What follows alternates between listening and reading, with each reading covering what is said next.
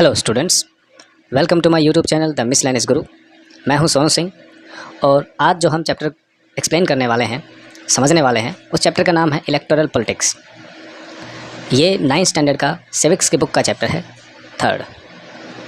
Electoral politics क्या होता है, इलेक्शंस क्या होते हैं, वो क्यों ज़रूरी होते हैं और कैसी कैसी प्रोसेस उसके अंदर होती है, इस चैप्टर में हम वो समझेंगे। तो चलिए शुरुआत करते हैं अपने चैप्टर की। ओवरव्यू से स्टार्ट करते हैं। एक बात आपको बता दूं, हो सकता है ये ओवरव्यू आपकी बुक में अलग दे रखा हो, क्योंकि बुक्स का जो एडिशन है वो अलग अलग होता है, 21-22 की, 22-23 की, 20-21 की, ऐसे ऐसे बुक्स में है। लेकिन एक बात समझने की कि ओवरव्यू के अंदर केवल इतना ही बताया गया है कि इलेक्शंस क्या होते हैं, इलेक्शंस एक डेमोक्रेटिक कंट्री में किस तरह से इस्टेब्लिश होते हैं, कैसे उनमें प्रोसेस होती है, कैसा वो आइडिया होता है और क्यों ज़रूरी होता है, ये सारी बातें इस ओवरव्यू के अंदर दी गई होती हैं। और इलेक्शन कमीशन का क्या रोल है, लास्ट में इसमें बताया भी गया है, इस पैसेज के लास्ट में, कि इलेक्शन कमीशन कैसे एक कंट्री में, एक स्टेट में इलेक्शंस को करवाता है और उसकी क्या भूमिका उसके अंदर रहती है कि भाई इलेक्शंस अच्छे से फेयर हो रहे हैं या नहीं हो रहे हैं। तो ये अपना एक ओवरव्यू है। अब शुरुआत करते हैं चैप्टर के नेक्स्ट पेज से। इसमें बात आती है वाई इलेक्शंस, इलेक्शंस क्यों होते हैं, ठीक है। तो इसमें एक एग्जाम्पल दिया गया है हरियाणा का। 1987 के जो असेंबली इलेक्शंस थे, उसका इलेक्शन का एग्जांपल आपके सामने दिया गया है।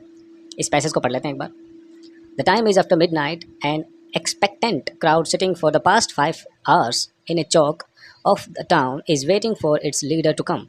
The organizers assure and reassure the crowd that he would be here any moment. The crowd stands up whenever a passing vehicle comes that way. It arouses hopes that he has come. The leader is Mr. Devilal, chief of the Haryana Sangharsh Samiti, who was to address a meeting in Karnal on Thursday night. The 76-year-old leader is a very busy man these days. His day starts at 8 a.m. and ends after 11 p.m. He had already addressed 9 election meetings since morning, been constantly addressing public meetings for the past 23 months and preparing for these elections. एक चौक पे कुछ लोग इंतज़ार कर रहे थे कि हमारा नेता आने वाला है जो हमें संबोधित करेगा। तो लोग इसी उम्मीद में थे और एक बहुत बड़ा काफ़िला वहाँ पे आता है और लोग सारे खड़े हो जाते हैं देखने के लिए कि कौन आ गया है। तो हरियाणा की जो संघर्ष समिति है, उसके जो लीडर मिस्टर देवीलाल थे, उस समय पे करनाल में एक मीटिंग, उनको एक एड्रेस करना था। तो बताया गया है कि 76 ईयर उनकी एज थी उस समय पे और वो बहुत बिजी थे उस समय पे। उनका दिन 8 बजे शुरू होता था, रात 11 बजे तक चलती थी उनकी, ठीक है। फिर उसके बाद में उनको सोना होता था और बहुत बिजी होने के कारण वो सुबह से 9 जो मीटिंग्स हैं वो एड्रेस कर चुके थे और वो पिछले 23 महीनों से ये काम कर रहे थे। जो इलेक्शंस अभी होने वाले थे वो क्या थे वो पढ़ते हैं। This newspaper report is about the state assembly elections in Haryana in 1987। The state had been ruled by a Congress party led government since 1982। 1982 से 1987 के इलेक्शंस के जो आर्टिकल हैं इस पोर्शन में दिए गए हैं।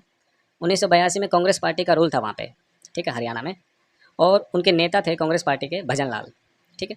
Chaudhary Devilal, then an opposition leader, led a movement called Nyay Yudh, struggle for justice, and formed a new party Lok Dal. उन्होंने एक स्ट्रगल फॉर जस्टिस शुरू किया, न्याय युद्ध के नाम से जाना गया, और लोक दल पार्टी की उन्होंने फॉर्मेशन की। His party joined other opposition parties to form a front against the Congress in the elections. बाकी सारी पार्टीज को भी उन्होंने मिला लिया था अपने अंदर ताकि कांग्रेस के खिलाफ वो इलेक्शंस में खड़े हो सकें। In the election campaign, Devilal said that if his party won the elections, एक कैंपेन के दौरान देवीलाल कहते हैं यदि उनकी पार्टी जीतती है, his government would wave the loans of farmers and small businessman. He promise that this would be the first action of his government. यदि उनकी पार्टी जीतती है तो वो छोटे बिजनेसमैन और किसानों का जो लोन है, उनके ऊपर जो ऋण चढ़ा हुआ है या उन्होंने ले रखा है, उनको माफ़ कर दिया जाएगा। वेव मीन्स माफ़ी दे दी जाएगी, वो फ्री कर दिए जाएंगे। The people were unhappy with the existing government. They were also attracted by Devilal's promise. So, when elections were held, they voted overwhelming in favor of Lokdal and its allies. Lokdal party और उसके जुड़ी parties को वो vote देते हैं। देवीलाल के promise से वो बहुत ज़्यादा खुश हो जाते हैं और जो एग्जिस्टिंग गवर्नमेंट थी कांग्रेस पार्टी, लोग उससे बहुत ज़्यादा दुखी थे। इस वजह से उन्होंने वोट दे दिया लोकदल को। Lokdal and its partners won 76 out of 90 seats in the state assembly. Lokdal alone won 60 seats and thus had a clear majority in the assembly. The Congress could win only 5 seats.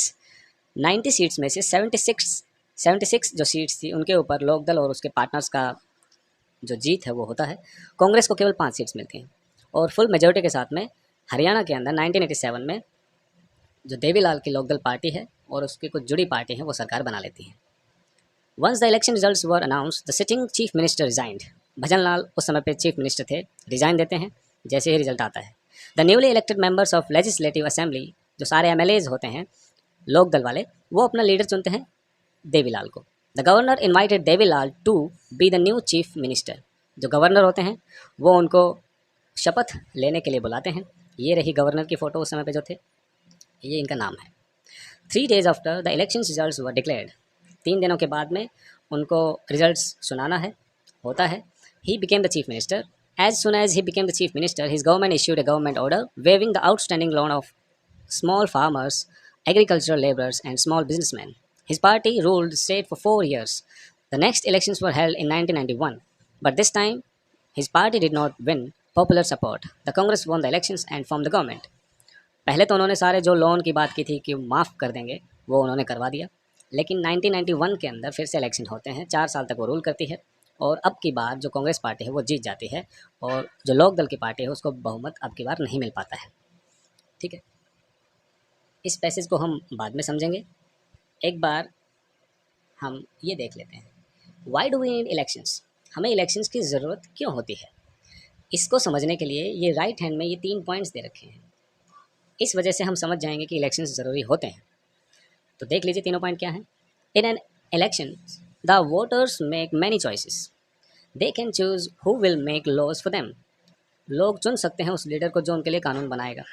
They can choose who will form the government and take major decisions. जैसे कि बहुत बड़े populated area के अंदर decision लेना बहुत मुश्किल होता है, तो वो अपने रिप्रेजेंटेटिव्स के थ्रू गवर्नमेंट बनाते हैं। तो वो ऐसे लोगों को चुनेंगे जो गवर्नमेंट बनाएंगे और बड़े बड़े फैसले लेंगे। तीसरा कारण है, they can choose the party whose policies will guide the government and law making.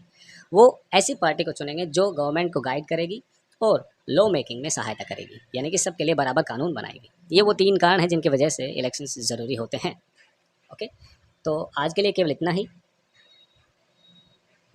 इस पोर्शन में हमने देखा कि इलेक्शंस क्यों ज़रूरी होते हैं, इसके हमने 3 कारण देखे और 1982 और 7 के इलेक्शंस हरियाणा का एग्जाम्पल लेके हमने समझा कि कैसे कैसे इलेक्शंस होते हैं। फिर इसके बाद में हम अगली वीडियो में पढ़ेंगे what makes an election democratic. Elections democratic कैसे होते हैं, कैसे नहीं होते हैं, ये हम नेक्स्ट पोर्शन में समझेंगे। ओके स्टूडेंट्स, तो अभी के लिए गुड बाय, टेक केयर।